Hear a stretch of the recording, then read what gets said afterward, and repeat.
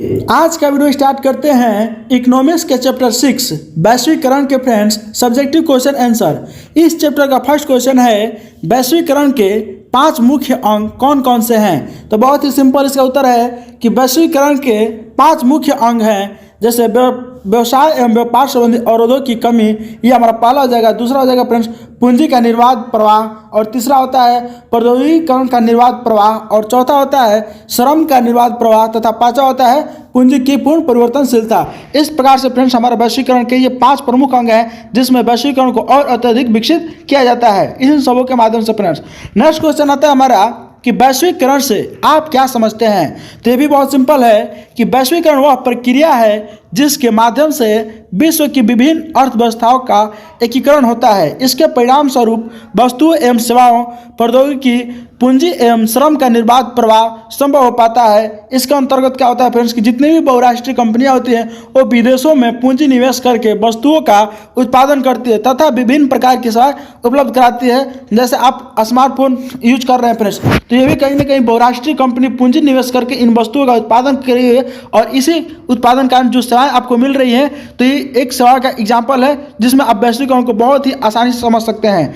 Next question आता है हमारा वैश्वीकरण को संभव बनाने वाले कौन कौन से कारक हैं। तो इसका बहुत ही सिंपल उत्तर है कि वैश्वीकरण को संभव बनाने वाले कारक हैं प्रौद्योगिकी में प्रगति, विदेश व्यापार तथा विदेशी निवेशों का फ्रेंड्स उदारीकरण। इस प्रकार से क्या होता है कि हमारे वैश्वीकरण को और अत्यधिक आवश्यक संभव मिल पाता है जिसकी इसको जरूरत होती है, तब हमारे जाकर के वैश्वीकरण फ्रेंड्स संभव बनने का एक सफल प्रयास करता है। इसमें ये प्रमुख कारक थे 3 जो हमने बता दिया आपको, प्रौद्योगिकी में प्रगति और विदेश व्यापार तथा विदेशी निवेशों का उदारीकरण।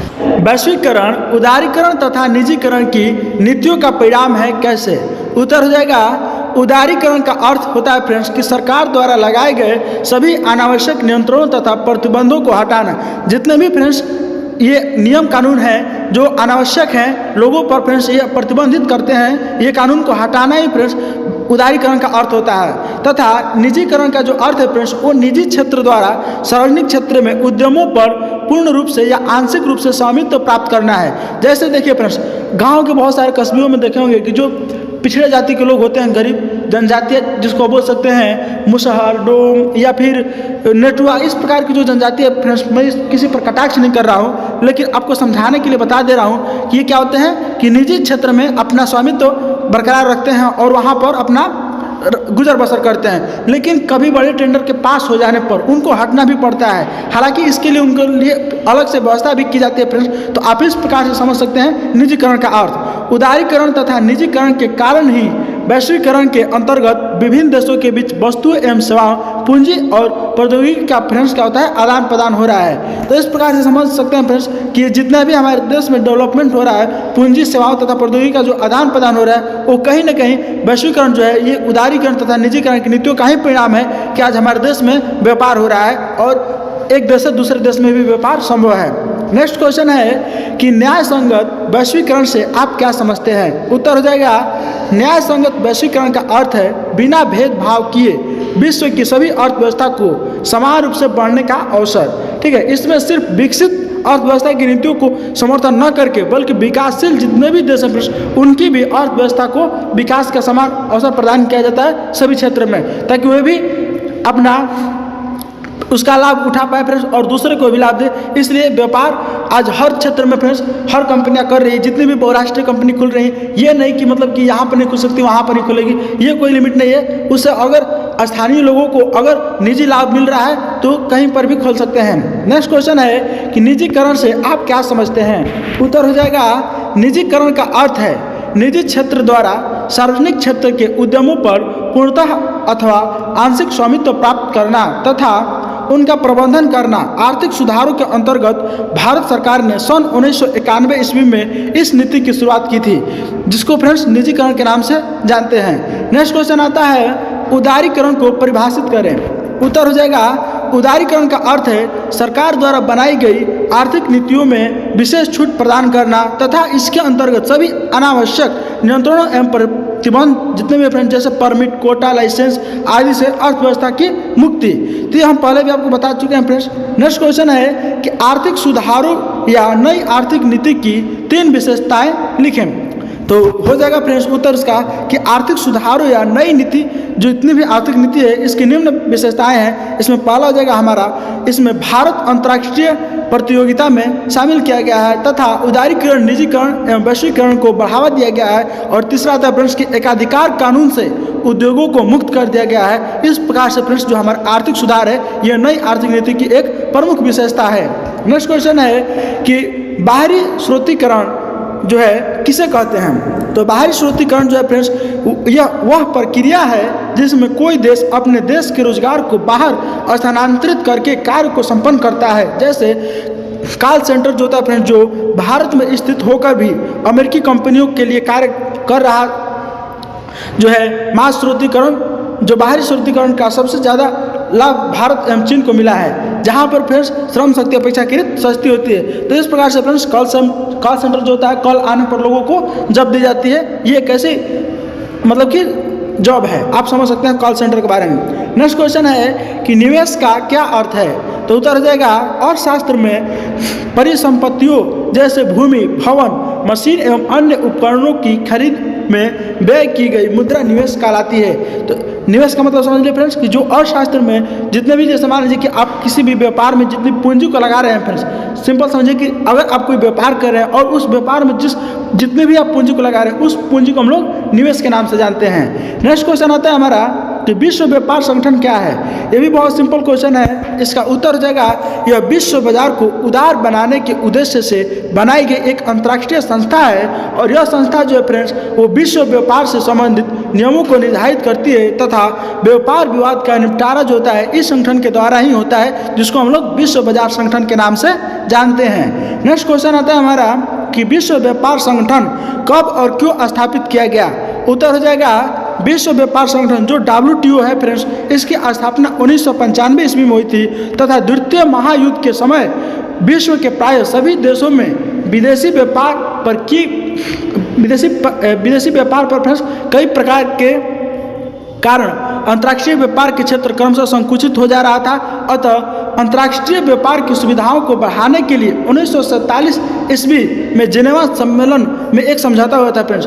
जेनेवा समझौता कब हुआ था फ्रेंड्स? तो जेनेवा समझौता 1947 ईस्वी में हुआ था, जो हर बार ऑब्जेक्टिव क्वेश्चन में आता है, तो आप लोग इसको अच्छे से देख लीजिएगा। यह समझौता ही फ्रेंड्स सामान्य प्रकुशल एवं व्यापार समझौता, जिसको GATT कहा जाता है, इस समझौते का मुख्य उद्देश्य था कि व्यापारिक प्रतिबंधों को कम करना। भारत में सन 1991 ईस्वी के आर्थिक सुधारों से आप क्या समझते हैं? उत्तर हो जाएगा भारत में सन 1991 ईस्वी के आर्थिक सुधारों की जो प्रक्रिया थी वो कुशलता, उत्पादकता, लाभदायकता एवं प्रतियोगिता की शक्ति के स्तरों में वृद्धि करने की दो दृष्टिकोण से की गई थी फ्रेंड्स। क्या की गई थी? दो दृष्टिकोण से की गई थी। ये जो सुधार था फ्रेंड्स उदारीकरण, निजीकरण तथा वैश्वीकरण की नीतियों पर आधारित है, अतः इसे LPG के नाम से भी जाना जाता है। ठीक है। और सन 1991 ईस्वी में यह प्रक्रिया जो थी फ्रेंड्स वो आर्थिक नीति के नाम से जानी जाती थी, इसको LPG। अब तो लिक्विड पेट्रोलियम गैस भी इसी को कहते हैं फ्रेंड्स, जो 1991 में इसकी क्रांति शुरुआत हुई थी। नेक्स्ट क्वेश्चन है उदारीकरण का सबसे बड़ा दोष क्या है? उत्तर हो जाएगा उदारीकरण से एकाधिकार की वृद्धि हो रही है और इससे आर्थिक समानताएं भी बढ़ी है। उदारीकरण के बाद सामाजिक कल्याण की भी उपेक्षा की जा रही है फ्रेंड्स। तो इस प्रकार से समझ सकते हैं कि जो उदारीकरण है इसमें असमानताएं बहुत ज़्यादा देखने को मिलती है। नेक्स्ट क्वेश्चन है बैंको मिल्नोविक ने वैश्वीकरण को किस प्रकार परिभाषित किया है? ये जो थे फ्रेंड्स ये एक दार्शनिक थे जो बैंको मिल्नोविक थे। तो इन्होंने फ्रेंड्स इनके अनुसार देखा जाए तो वैश्वीकरण का अर्थ पूंजी होता है जो वस्तु, प्रौद्योगिकी एवं लोगों के विचार का स्वतंत्र प्रवाह होता है। तो इस प्रकार से फ्रेंड्स बैंको मिल्नोविक ने वैश्वीकरण की परिभाषा दिए हैं। नेक्स्ट क्वेश्चन आता है कि विदेश व्यापार विश्व की बाजार को कैसे जोड़ता है? तो उत्तर हो जाएगा कि जो विदेश व्यापार है फ्रेंड्स इसके कारण बहुराष्ट्रीय कंपनियां एक देश से दूसरे देश में जो है वो व्यापार संपन्न करती हैं और विदेश व्यापार के द्वारा किसी एक देश द्वारा निर्मित माल विदेश के बाजार में पहुंचाकर अपनी हिस्सेदारी को निभाता है। फलस्वरूप विदेशी व्यापार के कारण विश्व के बाजार एक दूसरे से जुड़ जाते हैं फ्रेंड्स। तो इस प्रकार से जो है ये विदेशी जो व्यापार है फ्रेंड्स विश्व के बाजारों को आपस में जोड़ने का कार्य करता है। नेक्स्ट क्वेश्चन है कि प्रौद्योगिकी में प्रगति ने वैश्वीकरण को कैसे संभव बनाया? उत्तर हो जाएगा प्रौद्योगिकी का अभिप्राय होता है फ्रेंड्स कि किसी अनुसंसाधित वस्तु को संसाधित रूप से क्या करना, परिणित करना। और इस संदर्भ में फ्रेंड्स उत्पादन में आई क्रांति ने अर्थव्यवस्था को एक नए मोड़ पर लाकर खड़ा कर दिया है, जिसमें फ्रेंड्स क्या होता है कि यहाँ से एक नया पान के दौर प्रारंभ हो गया है, ठीक है। और फलतः जो प्रौद्योगिकी है इसने वैश्वीकरण की अवधारणा को जन्म दिया। तो प्रौद्योगिकी में फ्रेंड्स प्रगति ने वैश्वीकरण को कैसे संभव बनाया है आप समझ सकते हैं। नेक्स्ट क्वेश्चन आता है हमारा, व्यापार अवरोध से आप क्या समझते हैं। उत्तर हो जाएगा, सरकार द्वारा तैयार की गई नीतियों में वे सभी प्रतिबंध जो व्यापार के निर्बाध प्रसार में समस्या उत्पन्न करते हैं व्यापार अवरोध कहलाते हैं। नेक्स्ट क्वेश्चन है कि विदेशी निवेश से क्या अभिप्राय है या क्या उद्देश्य है, ठीक है। अभिप्राय का मतलब होता है फ्रेंड्स उद्देश्य जानना।